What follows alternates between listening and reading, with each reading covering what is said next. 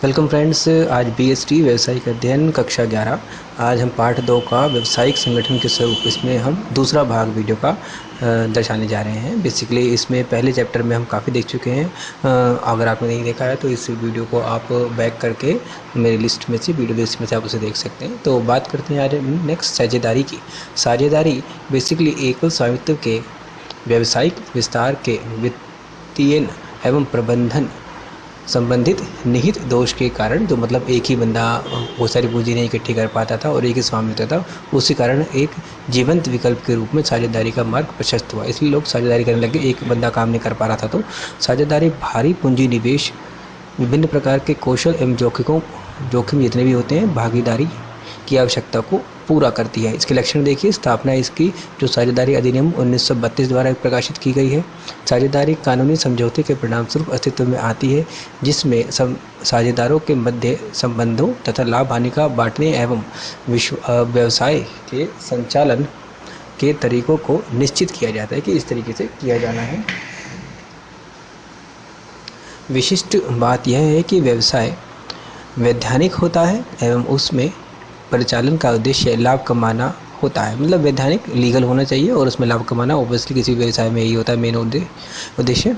अतः कोई दो व्यक्ति या धर्मार्थ सेवा के लिए एकजुट होते हैं तो यह साझेदारी नहीं होगी, उनका लाभ कमाना उद्देश्य होना चाहिए। नेक्स्ट देखते हैं देयता। फर्म के साझेदारों का दायित्व असीमित होता है। यदि व्यवसाय की संपत्ति अपर्याप्त है तो ऋणों मतलब कि लोन्स का भुगतान करने के लिए उसकी व्यक्तिगत संपत्ति से चुकाया जा सकता है। इसके अतिरिक्त वे ऋणों को चुकता करने के लिए व्यक्तिगत रूप से एवं संयुक्त रूप से उत्तरदायी होते हैं। बिल्कुल इसमें ऐसा ही रहता है। संयुक्त रूप से प्रत्येक साझेदार ऋण भुगतान के लिए उत्तरदायी होता है तथा वह प्रत्येक व्यवसाय में अपने हितों के अनुपात में योगदान देता है। मतलब जो उसकी रेशियो रहती है उतना ही वो योगदान देगा तथा उस सीमा तक देनदार भी होंगे। मतलब अगर उसका रेशियो, उसका जो है अंश 30% है या 30% है तो 30% देनदार का ही वो हिस्सेदार बनेगा, बाकी को इसकी जिम्मेदारी नहीं होगी। व्यवसाय की देनदारी का भुगतान करने के लिए उस साझेदार को व्यक्तिगत रूप से उत्तरदायी ठहराया जा सकता है। बिल्कुल ऐसे एकल में भी होता है, लेकिन ऐसी स्थिति में वह साझेदार अन्य साझेदारों से उनके हिस्से की देनदारी के बराबर राशि वसूल कर सकता है। कि मतलब जो उसका हिस्सा होता है वो उतनी करेगा, बाकी वो और लोग करेंगे। जोखिम वहन करना। व्यवसाय को एक टीम के रूप में चलाने से उत्पन्न जोखिम को साझेदार वहन करते हैं। इसके प्रतिफल के रूप में उन्हें लाभ प्राप्त होता है, जिसे वे आपस में एक तय अनुपात में बांट लेते हैं। मतलब जो रेशियो पहले से डिसाइड होती है उसमें बांटते हैं, लेकिन उसी अनुपात में हानि को भी बांटना होता है। निर्णय लेने का अधिकार। साझेदार आपस में मिलकर दिन प्रतिदिन के कार्यों के संबंध में निर्णय लेने एवं स्वतंत्र निर्णय करने के लिए उत्तरदायित्व निभाते हैं। बिल्कुल सभी के सभी रिस्पॉन्सिबल होते हैं। निर्णय अपनी आपसी राय से ही लिए जाते हैं। अतः साझेदारी फर्म में कार्यों के प्रबंधन में उन सभी का योगदान होता है, क्योंकि जब हानि भी बांट रहे हैं, लाभ भी बांट रहे हैं, तो उनका योगदान उसका डिसीजन लेने में भी होगा। निरंतरता। साझेदारी में व्यवसाय की निरंतरता की कमी रहती है, क्योंकि किसी भी साझेदार की मृत्यु, अवकाश ग्रहण करने या दिवालिया हो जाने, पागल हो जाने पर, मतलब कोई ऐसी दुर्घटना हो जाती है तो वो साझेदारी समाप्त हो जाती है।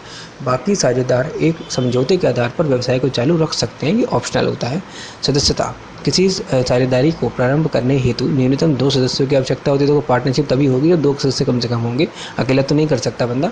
कंपनी अधिनियम 2013 की धारा 464 के अंतर्गत किसी साझेदारी फर्म में साझेदारों की अधिकतम संख्या 100 तक हो सकती है। कंपनी विविध नियम 2014 के नियम के 10 के अनुसार वर्तमान में किसी भी साझेदार की संगठन में अधिकतम 50 सदस्य हो सकते हैं। नियम में बदलाव किया गया है, तो ये थोड़ा इंपॉर्टेंट पॉइंट है, आप ध्यान रखना। एजेंसी संबंध। साझेदारी की परिभाषा इस तथ्य को रेखांकित करती है कि इसके व्यवसाय को सभी साझेदार मिलकर या फिर किसी या सभी की ओर से कोई एक साझेदार चला सकता है। दूसरे शब्दों में प्रत्येक साझेदार एजेंट भी होता है एवं स्वामी भी होता है, क्योंकि वह दूसरे साझेदारों का प्रतिनिधित्व करता है, इसलिए वह उनका एजेंट होता है तथा उनके कार्यों से अन्य साझेदार आबद्ध हो रहते हैं, मतलब कि वो प्रभावित होते हैं, उन्हें जुड़ा पड़ता है उससे। प्रत्येक साझेदार स्वामी भी होता है तथा दूसरे साझेदारों के फर्म से आबद्ध भी रहता है। गुण देखिए क्या क्या होते हैं। स्थापना एवं पद सरल होता है इसमें, मतलब कि ख़त्म करना या शुरू करना ईजी होता है। एक साझेदारी फर्म को संभावित साझेदारों के बीच समझौते के द्वारा सरलता से बनाया जा सकता है, जिसके अनुसार वे व्यवसाय को चलाते हैं तथा जोखिम को बांटते भी हैं। फर्म का पंजीकरण मतलब कि रजिस्ट्रेशन अनिवार्य होता है एवं उसे बंद करना भी बहुत सरल होता है। संतुलित निर्णय, साझेदार अपनी अपनी विशिष्टता के अनुसार अलग अलग कार्य को देख सकते हैं। एक व्यक्ति विभिन्न कार्यों को करने के लिए बाध्य नहीं होता तथा इससे निर्णय लेने में गलतियां हो सकती है। परिणाम स्वरूप निर्णय अधिक संतुलित होते हैं। अधिक कोष मतलब कि पूंजी, ज़्यादा पैसा। साझेदारी में पूंजी कई साझेदारों लगाई जाती है, इसलिए एकल स्वामित्व की तुलना में अधिक धन जुटाया जा सकता है तथा आवश्यकता बढ़ने पर अतिरिक्त व्यावसायिक कार्य भी किए जा सकते हैं, जैसा एकल में पॉसिबल नहीं था। जोखिम को बांटना, साझेदारी फर्म को चलाने में निहित जोखिम को सभी साझेदार मिलकर बांटते हैं। इससे अकेले साझेदार पर पड़ने वाला बोझ, तनाव एवं दबाव कम हो जाता है। गोपनीयता, एक साझेदारी फर्म के लिए अपने खाते को प्रकाशित करना एवं ब्यौरा देना कानूनी रूप से आवश्यक नहीं है, ऐसा कोई जरूरी नहीं है, इसलिए यह अपने व्यावसायिक कार्यों के संबंध में सूचना को गुप्त रख सकता है। सीमाएं क्या है देखिए। असीमित दायित्व, यदि फर्म की देनदारी को चुकाने के लिए व्यवसायिक संपत्ति प्राप्त नहीं होती है तो उसके साझेदारों के उसका भुगतान उनकी निजी संपत्ति से किया जाता है। जैसे कि आपका उसमें देखा था ना, एकल स्वामित्व में भी निजी संपत्ति की जा सकती है, ऐसे इसमें भी की जा सकती है। साझेदारों के दायित्व संयुक्त एवं पृथक दोनों होते हैं, इसलिए यह उन साझेदारों के लिए उचित होता है जिनके पास अधिक व्यक्तिगत धन है। यदि अन्य साझेदार ऋण का भुगतान करने में असमर्थ होते हैं तो उसका भुगतान धनी साझेदारों को करना होता है, ऐसा नियम है। साझेदारी उन लोगों के बीच का संबंध है जो अनुबंध के लिए सर्वथा योग्य हैं तथा जिन्होंने निजी लाभ के लिए आपस में मिलकर एक वैधानिक व्यापार करने का समझौता किया है। यह ऐसा एच.एल. हेनी ने बताया हुआ है, इसके अगर अंडर ही परिभाषित किया हुआ है। नेक्स्ट देखते हैं सीमित साधन। साझेदारों की संख्या सीमित होती है, इसलिए बड़े पैमाने के व्यावसायिक कार्यों के लिए उनके द्वारा लगाई गई पूंजी पर्याप्त रहती है। परिणाम स्वरूप साझेदारी फर्म एक निश्चित आकार से अधिक विस्तार नहीं कर सकती, उसमें लिमिटेशन है। परस्पर विरोध की संभावना, साझेदारी में देखो झगड़े विवाद बहुत ज़्यादा होते हैं किसी भी दूसरे तरीके के व्यवसाय में। साझेदारी संरचना व्यक्तियों का एक समूह करता है जिसमें निर्णय लेने का अधिकार को बांटा जाता है। कुछ मामलों में यदि मतभेद होता है तो इससे साझेदारी के बीच विवाद पैदा हो सकता है। इसी प्रकार से एक साझेदार के निर्णय से दूसरे साझेदार अबाध्य रहता है। इस प्रकार से किसी एक अनुचित निर्णय दूसरों के लिए वित्तीय बर्बादी का कारण बिल्कुल बन सकता है। अगर एक ने कुछ मूर्खतापूर्ण निर्णय ले लिया तो दूसरे भी उसको भुगतना पड़ेगा। कि कोई साझेदार यदि फर्म को छोड़ना चाहता है तो उसे साझेदारी को समाप्त करना होगा, क्योंकि वह स्वामित्व का हस्तांतरण नहीं कर सकता, ऐसा जरूरी है। इसमें निरंतरता की कमी, किसी भी एक साझेदार की मृत्यु, अवकाश ग्रहण करने, दिवालिया होने या पागल हो जाने पर साझेदारी समाप्त हो जाती है कानूनी तौर पर। इसे सभी की सहमति से कभी भी समाप्त किया जा सकता है, इसलिए इसमें स्थायित्व एवं निरंतरता नहीं होती। जनसाधारण के विश्वास में कमी, साझेदारी फर्म के लिए इसकी वित्तीय सूचनाओं एवं अन्य संबंधी जानकारी का प्रकाशन मतलब कि इसको पब्लिशन करना अथवा उजागर करना, सबको बताना कानूनी रूप से अनिवार्य नहीं है।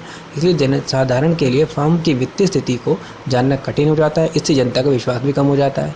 साझेदारों को देखो प्रकार कौन कौन से होते हैं। सक्रिय साझेदार होता है। एक फर्म में पार्टनर्स तो बहुत सारे हैं लेकिन अलग अलग टाइप के होते हैं। देखिए, एक सक्रिय साझेदार वह है जो पूंजी लगाता है, जो पैसा लगाता है। फर्म के लेनदारों के प्रति उसका दायित्व असीमित रहता है। यह साझेदार अन्य साझेदारों की ओर से व्यवसाय संचालन में सक्रिय रूप से भाग लेता है, बाकी करे न करे लेकिन ये करता है, उसे सक्रिय साझेदार कहते हैं। सुप्त अथवा निष्क्रिय साझेदार, इसके जस्ट अपोजिट होता है। जो साझेदार व्यवस्था के दिन प्रतिदिन के कार्य में भाग नहीं लेता उन्हें सुसुप्त तो यानी कि सोया हुआ साझेदार कहते हैं। एक निष्क्रिय साझेदार फर्म में पूंजी लगाता है, लाभ हानि को बांटता है तथा उसका असीमित दायित्व होता है। गुप्त साझेदार, छुपा हुआ, यह वह साझेदार होता है जिसके फर्म में संबंध को साधारण जनता को नहीं बताया जाता। इस विशेषता को छोड़कर बाकी मामलों में वह अन्य साझेदारों के समान होता है। वह पूंजी लगाता है, प्रबंध में भाग लेता है, लाभ हानि को बांटता है तथा लेखा दानों के प्रति उसका दायित्व असीमित होता है। ये सब तो होता है लेकिन उसका नाम उजागर नहीं किया जाता। नाम मात्र का साझेदार, यह वह साझेदार होता है जिसके नाम का प्रयोग फर्म करती है लेकिन वह इसमें कोई पूंजी नहीं लगाते, उसका नाम ही काफ़ी होता है। नाम लेने के लिए उसमें रख ले जाते हैं पार्टनर। वह फर्म के प्रबंध में सक्रिय रूप से भाग नहीं लेता है, ना ही लाभ हानि में भागीदार होता है, लेकिन अन्य साझेदारों के समान फर्म के ऋणों के भुगतान के लिए तीसरे पक्षों के प्रति उत्तरदायी। देखो, अगर मान लो ऋणों का भुगतान करना पड़ेगा तो उसमें उसका बंटवारा, उसका हिस्सा प्रॉपर बनेगा।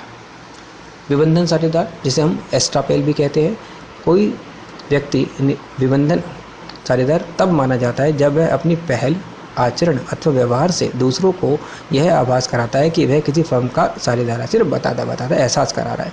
ऐसे साझेदार फर्म के ऋणों के भुगतान के लिए उत्तरदायी नहीं होते, क्योंकि अन्य पक्षों की दृष्टि में वे साझेदार होते हैं, भले ही वे इसमें पूंजी नहीं लगाते और ना ही उसके प्रबंध में भाग भी नहीं लेते। उदाहरण के लिए मान लो सबूत मानते हैं कि सीमा की एक मित्र है रानी, जो एक सॉफ्टवेयर कंपनी सप्लेस सॉल्यूशंस में साझेदार है। रानी सीमा के साथ मोहन सॉफ्टवेयर के व्यवसाय के सिलसिले में आयोजित एक बैठक में भाग लेने जाती है तथा एक सौदे को तय करने की कार्यवाही में सक्रिय रूप से भाग लेती है। रानी ऐसा आभास दिलाती है कि मानो वह सैम्प्लेक्स सॉल्यूशंस में एक साझेदार है, ऐसा वो एहसास करा रही है, लेकिन मीटिंग में ऐसा और एक्चुअल नहीं है। यदि इस बातचीत के आधार पर सैम्प्लेक्स सॉल्यूशन को उधार की सुविधा दी जाती है तो रानी भी इस देनदारी के भुगतान के लिए ठीक उसी प्रकार उत्तरदायी होगी जिस प्रकार फर्म में एक साझेदार होता है, वो उत्तरदायी हो जाएगी उस केस में। प्रतिनिधि साझेदार यानी होल्डिंग आउट भी कहते हैं उसे। यह वह व्यक्ति होता है जो जानबूझकर फर्म में अपने नाम को प्रयोग करने देता है अथवा अपने आप को उसका प्रतिनिधि मानते हैं। ऐसा व्यक्ति किसी भी उस ऋण के लिए उत्तरदायी होगा जो उसके प्रतिनिधित्व के कारण दिए गए हैं। यदि वह वास्तव में साझेदार नहीं है तथा उस उत्तरदायित्व से मुक्त होना चाहता है तो उसे तुरंत उसे नकारना होगा तथा उसे अपनी स्थिति स्पष्ट कर यह बताना होगा कि वह साझेदार नहीं है, उसको ये रिस्पॉन्सिबिलिटी बन जाएगी। यदि वह ऐसा नहीं करता है तो वह इस आधार पर हुई किसी भी प्रकार की हानि के लिए तीसरे पक्ष मतलब कि थर्ड पार्टी के रिगार्डिंग रिस्पॉन्सिबल उत्तरदायी होगा। साझेदारी के प्रकार दिए कौन कौन से? तो एक तो ऐच्छिक साझेदारी, एक होता है विशिष्ट साझेदारी। देखते दोनों में क्या फ़र्क है। देयता के आधार पर भी साझेदारी को दो प्रकार से बांटा जाता है, सीमित दायित्व वाली और असीमित। सबसे पहले अवधि के आधार पर देखते हैं, जैसे हमने ऊपर अभी बताया था। अवधि के आधार पर इसमें दो होते हैं बेसिक, ऐच्छिक साझेदारी। इस प्रकार की साझेदारी की रचना साझेदारों की इच्छा से होती है। ऐच्छिक मतलब इच्छा से, उनकी मर्जी से की जा रही है।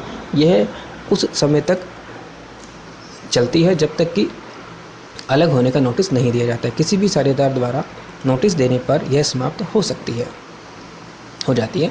विशिष्ट साझेदारी की रचना, यदि किसी विशिष्ट परियोजना मतलब कोई एक विशेष काम किया जा रहा है, जैसे किसी भवन के निर्माण या कोई कार्य का, या फिर एक निश्चित अवधि के लिए की जाती है तो उसे विशिष्ट साझेदारी कहते हैं। जिस उद्देश्य के लिए इसकी रचना की गई है उसके पूरा होने पर अथवा अवधि के समाप्त होने पर वह अपने आप समाप्त हो जाती है। देयता के आधार पर वर्गीकृत यानी कि सामान्य साझेदार कौन से होते हैं? देखो, सामान्य साझेदारी में साझेदारों का दायित्व असीमित एवं संयुक्त होती है। नॉर्मल वाली साझेदारी की बात हो रही है। साझेदारों को प्रबंध में भाग लेने का अधिकार होता है तथा उसके कृत्यों से अन्य साझेदार तथा फर्म आबद्ध होती है। बिल्कुल नॉर्मल वाली बात हो रही है। ऐसे फर्म का पंजीयन ऐच्छिक होता है, मतलब कि करवा भी सकते हैं, नहीं भी करवा सकते। इसका पंजीकरण रजिस्ट्रेशन। फर्म का अस्तित्व साझेदारों की मृत्यु, पागलपन एवं अवकाश ग्रहण करने पर प्रभावित होता है, खत्म हो जाता है। सीमित साझेदारी कौन सी होती है? सीमित साझेदारी में कम से कम एक साझेदार का दायित्व असीमित होता है, मतलब कि एक का तो असीमित रहेगा ही रहेगा, तभी साझेदारी मानी जाएगी, तथा शेष साझेदारों को सीमित होता है। ऐसी साझेदारी सीमित दायित्व वाले साझेदारों की मृत्यु, पागलपन अथवा दिवालिया होने से समाप्त नहीं होती क्योंकि वो सीमित थे। ठीक है। सीमित दायित्व वाले साझेदार प्रबंध में भाग नहीं ले सकते तथा उनके कार्यों में ना तो फर्म और ना ही दूसरे साझेदार आबद्ध होते हैं। ऐसी साझेदारी का पंजीकरण अनिवार्य होता है, पंजीकरण कराना बहुत ज़रूरी होता है। इस प्रकार की साझेदारी की पहल भारत में अनुमति नहीं थी, पहले नहीं थी देखो, लेकिन सीमित दायित्व वाले साझेदारी की अनुमति 1991 नवीन लघु उद्योग नीति लागू करने के पश्चात दे दी गई। यह कदम छोटे पैमाने के उद्यमियों के मित्र एवं संबंधियों से समान पूंजी प्राप्त करने के लिए उठाया गया, क्योंकि अन्यथा ये लोग साझेदारी फर्म में असीमित दायित्व की धारा के कारण सहायता करने से पीछे हट रहे थे। साझेदारी संलेखन क्या होता है? देखिए, साझेदारी उन लोगों का ऐच्छिक संगठन है जो समान उद्देश्य की प्राप्ति के लिए एकजुट हुए हैं। साझेदारी बनाने के लिए सभी शर्तें एवं साझेदारों से संबंधित सभी पहलुओं के संबंध में स्पष्ट समझौता आवश्यक होता है, मतलब पार्टनरशिप डीड जिसे हम कहते हैं। ताकि बाद में साझेदारों में किसी प्रकार की गलतफहमी ना हो। यह समझौता मौखिक अथवा लिखित दोनों तरीके से हो सकता है। लिखित समझौते का होना आवश्यक नहीं है, लेकिन अच्छा यही रहता है कि समझौता लिखित रूप में हो ताकि अच्छे से लागू किया जा सके। लिखित समझौता जो साझेदारी की को शासित करने के लिए शर्तों व परिस्थितियों का उल्लेख कराता है, साझेदारी संलेख कहलाता है, पार्टनरशिप डीड जिसे हम कहते हैं इंग्लिश में।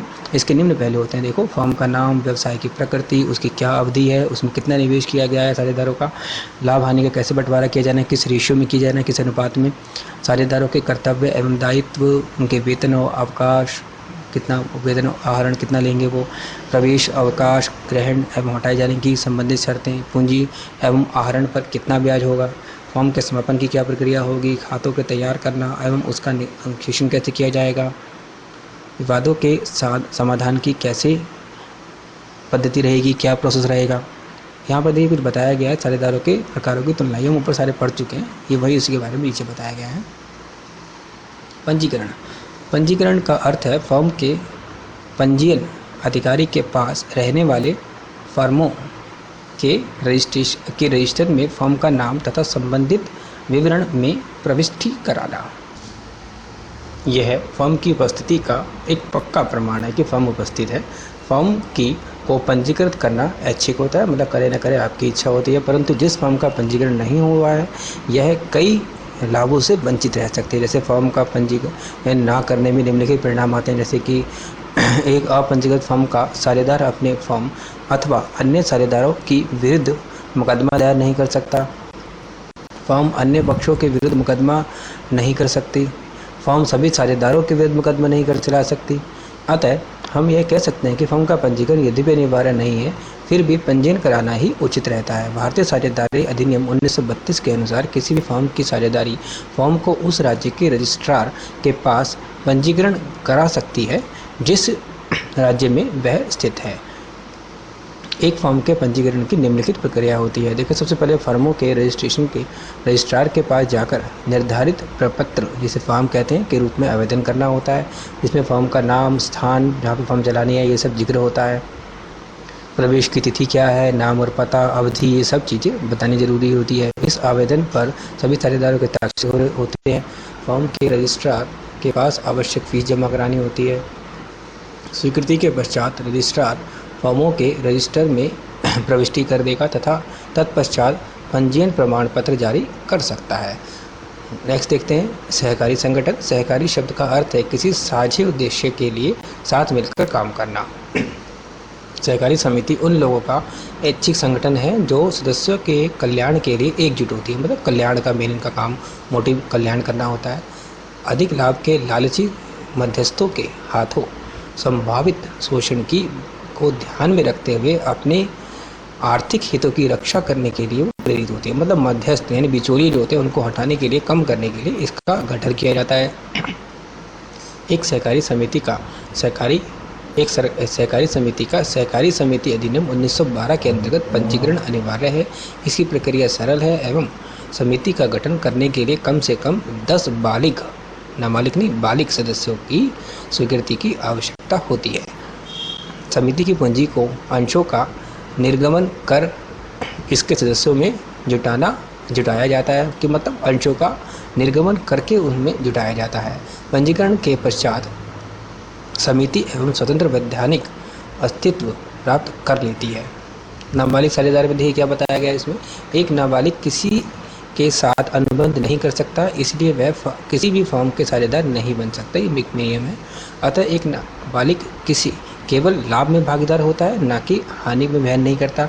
यदि वह चाहे तो फर्म के खाते देख सकते हैं। फर्म के साझेदार बने रहना चाहता है तो वह 6 माह के अंदर उसे अपने निर्णय का सार्वजनिक नोटिस देना होगा। लक्षण देखते हैं इसके।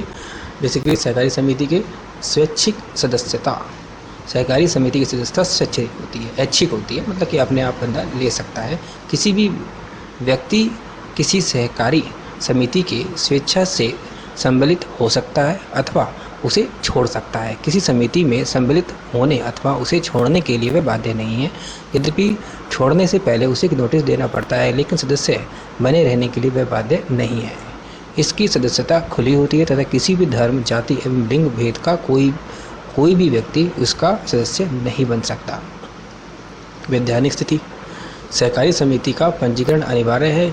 इससे समिति को अपने सदस्यों से पृथक अस्तित्व प्राप्त होता है, मतलब अलग से अस्तित्व प्राप्त होता है। समिति अनुबंध कर सकती है, अपने नाम से परिसंपत्ति रख सकती है, ये सब मतलब एसेट्स भी रख सकती है, और कुछ अनुबंध, कुछ एग्रीमेंट भी कर सकती है किसी के साथ। दूसरों पर मुकदमा कर सकती है तथा दूसरे इस पर मुकदमा कर सकते हैं क्योंकि वो रजिस्टर्ड है।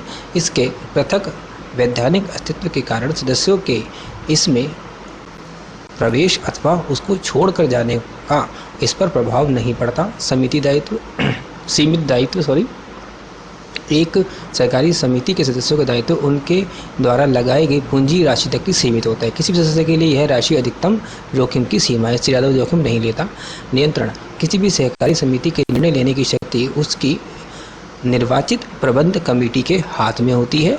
सदस्यों के पास वोट का अधिकार होता है, जिससे उन्हें प्रबंध समिति के सदस्यों को चुनने का अवसर मिल जाता है तथा सहकारी समिति का स्वरूप प्रजातांत्रिक बनता है कि वोट से अधिकार मिल जाता है उनको। सेवा भाव, सहकारी समिति के उद्देश्य पारस्परिक सेवा भावना में कि उद्देश्य पारस्परिक सहायता तथा कल्याण के मूल्यों को अधिक जोर देती है। मेन उसका मोटिव ही इसका इसी वजह से वो बनाई जाती है, इसलिए इसके कार्यों में सेवा भाव प्रधान रहता है। अगर सहकारी समिति को अधिक्य की प्राप्ति होती है तो मतलब कि उसको लाभ होता है, तो इसे समिति के उपनियमों के अनुरूप सदस्यों में लाभांश के रूप में बांट दिया जाता है। गुण देखिए क्या क्या होते हैं इसके। वोट की समानता सभी में होती है क्योंकि प्रजातंत्र के अंतर्गत आती है। सहकारी समिति एक व्यक्ति एक वोट के सिद्धांत से शासित होती है। सदस्य द्वारा लगाई गई पूंजी की राशि से प्रभावित हुए बिना प्रत्येक सदस्य को वोट का समान अधिकार होता है। समिति दायित्व, सहकारी समिति के सदस्यों का दायित्व उनके द्वारा लगाई गई पूंजी तक सीमित होता है। उनकी निजी संपत्ति को व्यवसाय के ऋणों को चुकाने के लिए उपयोग नहीं लिया जा सकता। हमने पहले ही पढ़ा था एक पॉइंट। स्थायित्व, सदस्यों की मृत्यु, दिवालिया होना अथवा पागलपन सहकारी समिति के निरंतरता को प्रभावित नहीं करता है, उसको ऐसा कोई प्रभावित नहीं करता समिति, इसलिए सदस्यता में आए परिवर्तन से प्रभावित हुए बिना कार्य करती रहती है, ऐसा इसमें जरूरी है। मितव्यय प्रचलन, मतलब मितव्यय मतलब कि पैसा बचा के सदस्य समिति को साधारणतः अवैतनिक सुविधाएं देते हैं, सेवाएं देते हैं, मतलब वेतन नहीं लेते हैं, क्योंकि ध्यान मध्यस्थ की समाप्ति का परिकेंद्रित होता है, इसलिए लागत में कमी आती है। सबका सेवा भाव रहता है मन में, इसलिए वो वेतन भी नहीं लेते हैं, तो पैसे बहुत बचते हैं इसमें। अधिकांश ग्राहक समिति के सदस्य होते हैं, इसलिए डूबते ऋणों का जोखिम बहुत कम होता है। सरकारी सहायता, सहकारी समिति लोकतंत्र एवं धर्मनिरपेक्षता का उदाहरण है, इसलिए इनको कम टैक्स भी कम लगता है, अनुदान भी मिलता है, निजी ब्याज की दर के ऋण के रूप में सरकार से सहायता मिलती रहती है। सरल स्थापना बहुत सरल है। सहकारी समिति कम से कम 10 सदस्यों से प्रारंभ की जा सकती है। इसके पंजीकरण की प्रक्रिया सरल है तथा इसमें कानूनी औपचारिकताएं बहुत ही कम होती हैं। यदि बीच में पॉइंट बताया गया है कि प्राइस वाटर हाउस कूपर्स पूर्व में एक साझेदारी फर्म थी। कैसे था इसमें देखिए इसमें ये बताया गया है कि विश्व की शीर्ष लेखाकरण फर्म जो थी आज अनेक कंपनियों का उद्गम साझेदारी हुई है। प्राइस वाटर हाउस कूपर्स ये नाम दिया गया है जो शीर्ष लेखांकन में आती है को 1998 में प्राइस वाटर हाउस एवं कूपर्स एंड लेब्रिंट 2 कंपनियों को मिलाकर बनाया गया था, मतलब जोड़ के। प्रत्येक का इतिहास 150 वर्ष पुराना है तथा 19वीं शताब्दी में ग्रेट ब्रिटेन से जुड़ा है। 1850 में सैमुअल लोयल प्राइस ने लंदन में लेखांकन व्यवस्था स्थापित किया। 1865 में विलियम एंड होलीलैंड एवं एडिसन वाटर हाउस के साथ मिलकर उसने साझेदारी फर्म भी बनाई थी। जैसे जैसे फर्म बढ़ती गई, पेशेवर कर्मचारियों में से आवश्यक योग्यता प्राप्त लोगों को साझेदारी में सम्मिलित कर लिया गया। 1980 के अंत तक प्राइस वाटर हाउस में एक महत्वपूर्ण लेखांकन फर्म बन चुकी थी, ऐसा इसके बारे में बताया गया है। सीमाएं देखिए क्या होती है इसके। सीमाएं यानी कि सीमित संसाधन। सहकारी समिति के संसाधन सदस्यों की पूंजी से बने होते हैं, जिसके साधन सीमित होते हैं। निवेश पर लाभांश की नीची दर के कारण भी अधिक सदस्य नहीं बन पाते। फिर अक्षम प्रबंधन, सहकारी समितियां ऊंचा वेतन नहीं दे पाती, इसलिए उसको कुशल प्रबंधन नहीं मिल पाते। जो सदस्य स्वेच्छा से अवैतनिक सेवाएं देते हैं वे साधारणतः पेशेवर योग्यता प्राप्त नहीं कर पाते, मतलब बहुत ज़्यादा योग्य नहीं होते, अतः प्रभावी प्रबंधन नहीं कर पाते। गोपनीयता की इसमें कमी रहती है। देखो, सदस्यों की सभी की सभा में खुलकर चर्चा होती है तथा समिति अधिनियम की धारा 7 के अनुसार प्रत्येक सहकारी समिति पर प्रकट करने का दायित्व है, सब कुछ बताना पड़ेगा उसको। इसलिए समिति प्रचालन के संबंध में गोपनीयता बनाए रखना काफ़ी कठिन होता है। सरकारी नियंत्रण, सहकारी समिति को सरकार सुविधाएं देती है, लेकिन बदले में उसे खातों के अंकेक्षण मतलब कि दिखाना पड़ता है, खाते जमा करना आदि से संबंधित कई नियमों का पालन करना होता है। सहकारी संगठन के कार्य संचालन पर नियंत्रण के बहाने राज्य सहकारी विभाग का हस्तक्षेप होता रहता है। इससे समिति के प्रचालन की स्वतंत्रता पर नकारात्मक प्रभाव पड़ता है। विचारों की भिन्नता, परस्पर विरोधी विचारों के कारण आंतरिक कलह उत्पन्न हो सकती है, जिससे निर्णय लेने में कठिनाई उत्पन्न होती है। कल्याण के प्रयोजन पर व्यक्तिगत स्वार्थ हावी हो सकते हैं। यदि कुछ सदस्य व्यक्तिगत लाभ को प्राथमिकता दे तो अन्य सदस्य का हित पीछे छूट सकता है। बिल्कुल ऐसा हो सकता है। इसमें सहकारी समितियों के प्रकार कौन कौन से होते हैं, देखो इसमें देख लेते हैं। पहले इसमें डेफिनेशन बताई गई है। सहकारिता संगठन का वह स्वरूप है जिसमें कुछ लोग मानवीयता एवं समानता के आधार पर अपने आर्थिक हितों के प्रोत्साहन हेतु स्वेच्छा से संगठित होते हैं। देखो, इसके प्रकार हम बात कर रहे थे, प्रकार कौन कौन से हैं। उपभोक्ता सहकारी समिति, उपभोक्ता सहकारी समिति का गठन उपभोक्ताओं के हितों की रक्षा के लिए किया जाता है। इसके सदस्य में वे उपभोक्ता होते हैं जो बढ़िया गुणवत्ता वाली वस्तुएं उचित मूल्य पर प्राप्त करना चाहते हैं। ऐसी समिति का उद्देश्य मध्यस्थ को समाप्त करना होता है ताकि प्रचालन मितव्ययी हो, ताकि प्रचालन में कमी आए, पैसों में कमी आए, सस्ते में हो जाए। वो सीमित थोक विक्रेता से वस्तुओं को सीधे बड़ी मात्रा में क्रय करती है तथा उन्हें अपने सदस्यों को बेच देती है। इस प्रकार बिचौलिए खत्म हो जाते हैं। यदि कुछ लाभ होता है तो वह सदस्यों के द्वारा क्रय के आधार पर बांट दिया जाता है। उत्पादक सहकारी समिति, इन समितियों की स्थापना छोटे उत्पादों के हितों की रक्षा के लिए की जाती है। इसके सदस्य वे उत्पादक होते हैं जो उपभोक्ताओं की मांग को पूरा करने के लिए वस्तुओं के उत्पादन हेतु अलग आगत जुटाते हैं। समिति का उद्देश्य बड़े पूंजीपतियों के विरुद्ध खड़े होना तथा छोटे उत्पादों को सौदा करने की शक्ति बढ़ाना है। मतलब कि ओवरऑल वो बड़े से निकाल के छोटे उत्पादकों का फायदा कराना चाहते हैं। यह सदस्यों को कच्चा माल, उपकरण एवं अन्य आगतों की आपूर्ति कराती है तथा बिक्री के लिए उनके उत्पादों को भी खरीदती है। प्रचालन की प्रकृति के अनुसार लाभ को सदस्यों में उनके द्वारा उत्पादित तथा विक्रय किए गए माल के आधार पर बांट दिया जाता है। इसमें विपणन सहकारी समिति में क्या होता है, देखिए, छोटे उत्पादकों को उनके उत्पादों को बेचने के लिए सहायता के लिए किया जाता है। इसमें मतलब छोटे उत्पादक है जो अपना सामान नहीं बेच पा रहे हैं बड़ी मार्केट में, तो उनको सहायता प्रदान करने के लिए बनाई जाती है। इसके सदस्य वे उत्पादक होते हैं जो अपने उत्पादों के उचित मूल्य वसूलना चाहते हैं। समिति का लक्ष्य मध्यस्थों को समाप्त करना तथा उत्पादों के लिए अनुकूल बाजार सुरक्षित कर सदस्यों की प्रतियोगी स्थिति में सुधार करना होता है। समिति प्रत्येक सदस्य को उत्पाद को एकत्रित करती है तथा उन्हें सर्वोच्चतम मूल्य बेचने के लिए परिवहन, भंडारण मतलब स्टोरेज करना, पैकेजिंग आदि विपणन कार्यों को करती है। लाभ को उत्पाद संघ के सदस्यों को योगदान के अनुपात में बांट दिया जाता है। ऐसा पहले भी हमने पढ़ा था। इसमें किसान सहकारी समिति भी होती है, देखिए, जो किसानों के लिए बनाई गई है। इन समितियों का गठन किसानों को उचित मूल्य पर आगत उपलब्ध कराकर उनके हितों की रक्षा के लिए किया जाता है। इसके सदस्य वे किसान होते हैं जो मिलकर कृषि कार्यों को करना चाहते हैं। समिति का उद्देश्य बड़े पैमाने पर कृषि का लाभ उठाना एवं उत्पादकता को बढ़ाना है। ऐसी समितियां फसलों के उगाने के लिए अच्छी गुणवत्ता वाले बीज, खाद, मशीनरी एवं अन्य आधुनिक तकनीक उपलब्ध कराती है। इससे न केवल किसानों की पैदावार तथा आय बढ़ती है, बल्कि इससे खंडित भू जोतों मतलब जहाँ पे वो भूमि में जोतते हैं से संबंधित समस्याओं का हल करने में सहायता मिलती है। नेक्स्ट है, देखिए, सहकारी ऋण समितियाँ। सहकारी ऋण समितियों की स्थापना सदस्यों को आसान शर्तों पर सरलता से कर्ज उपलब्ध कराना, मतलब पैसा उपलब्ध कराने के लिए की जाती है। इसके सदस्य वे व्यक्ति होते हैं जो ऋणों के रूप में वित्तीय सहायता चाहते हैं। ऐसी समितियों का लक्ष्य सदस्यों को साहूकारों के शोषण के संरक्षण प्रदान करना। तो साहूकार से वो काफ़ी ऊंची ब्याज दरों पे ऋण न लेके सस्ते ब्याज प्रदान करने के लिए किया जाता है, जो ऋणों पर ऊंची दर से ब्याज लेते हैं।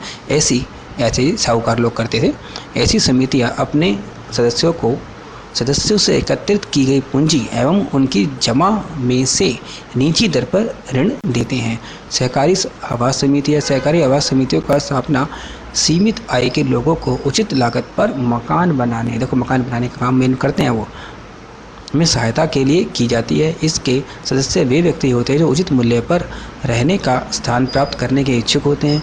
इसका उद्देश्य सदस्यों की आवासीय समस्याओं का समाधान करना है। इसके लिए वह मकान बनाती है तथा किस्तों के भुगतान की सुविधा देती है। ये समितियां फ्लैट बनाती है तथा फिर सदस्यों के प्लाट जमीन देती है, जिस पर वे स्वयं अपनी पसंद से भवन बनाते हैं। तो थैंक यू फ्रेंड्स, आज की वीडियो में इतना ही रहेगा। नेक्स्ट वीडियो में हम संयुक्त पूंजी कंपनी के बारे में पढ़ेंगे। अगर देखिए आपको वीडियो पसंद आते तो लाइक ज़रूर कीजिए, चैनल को सब्सक्राइब कीजिए, ज़्यादा से ज़्यादा शेयर कीजिए, कमेंट्स कीजिए। अगर कोई आपकी क्वेरी है तो उसका जल्द से जल्द समाधान किया जाएगा। तो थैंक यू फ्रेंड्स।